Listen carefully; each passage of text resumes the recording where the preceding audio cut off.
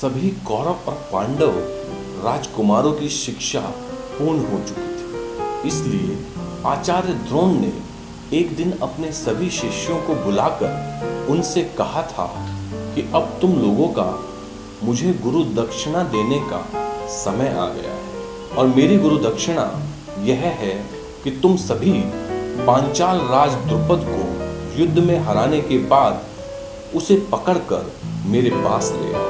गुरु की यह आज्ञा सुनने के बाद सभी कौरव और पांडव राजकुमार अपने अस्त्र शस्त्र धारण करके अपने रथों पर सवार होकर पांचाल देश पर आक्रमण करने के लिए चल पड़े थे। कौरव राजकुमार बड़े ही घमंड से इस बात को कह रहे थे कि वे ही द्रुपद को पकड़कर लाए। यह सुनकर अर्जुन ने अपने गुरु द्रोणाचार्य से उस समय यह कहा था कि पहले कौरवों को ही अपना पराक्रम दिखा लेने दीजिए। तब पहले कौरवों ने ही राजा द्रुपद के ऊपर आक्रमण किया था। कौरवों के आक्रमण करते ही राजा द्रुपद ने अपने भाइयों के साथ मिलकर उन पर हमला कर दिया था।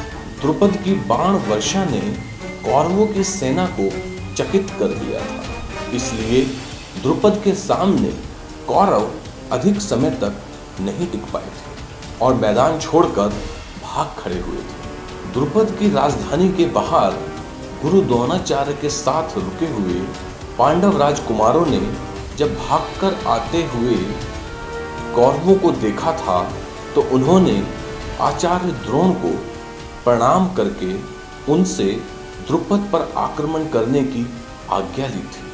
गुरु की आज्ञा मिलने के बाद पांडव भीमसेन को आगे करके अपनी सेना के साथ द्रुपद की राजधानी की तरफ चल पड़े थे। इधर द्रुपद की सेना कौरवों को हराने की खुशी मना रही थी कि तभी भीमसेन गदा लेकर उनकी सेना में घुस गए थे और अपनी गदा से द्रुपद के हाथियों, घोड़ों, रथों और पैदलों को तहस नहस करने लगे थे। अर्जुन ने उस महान और विलक्षण युद्ध में अपने बाणों की ऐसी झड़ी लगाई थी कि जिसे देख द्रुपद की सेना घबरा गई थी। काफी समय तक दोनों सेनाओं के बीच घमासान युद्ध होता रहा था कि तभी राजा द्रुपद और अर्जुन का आमना सामना हो गया। तब अर्जुन ने द्रुपद के रथ के सारथी तथा उनके चारों घोड़ों को अपने बाणों से मार गिराया था और उनका धनुष भी काट डाला था।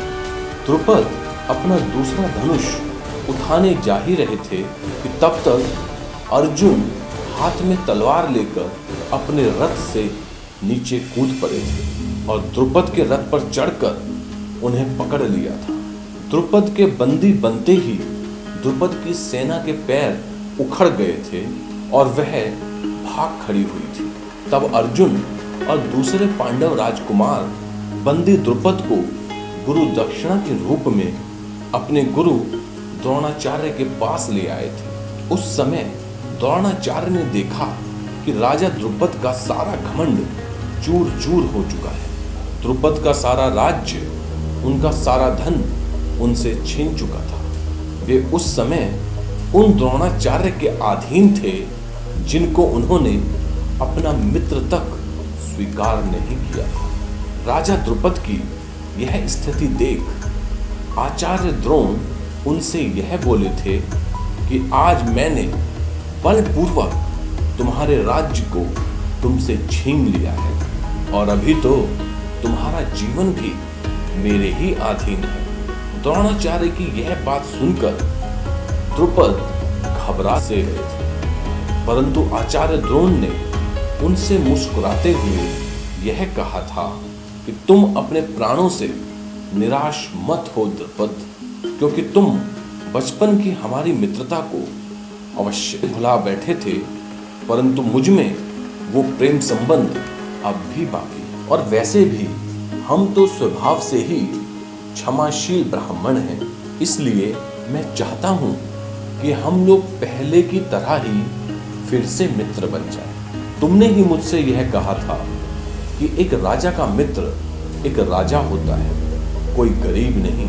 इसलिए मैं तुमसे इस जीते हुए राज्य का आधा भाग अपने पास रखता हूं और आधा राज्य मैं अपने मित्र यानी कि तुम्हें वापस करता हूं।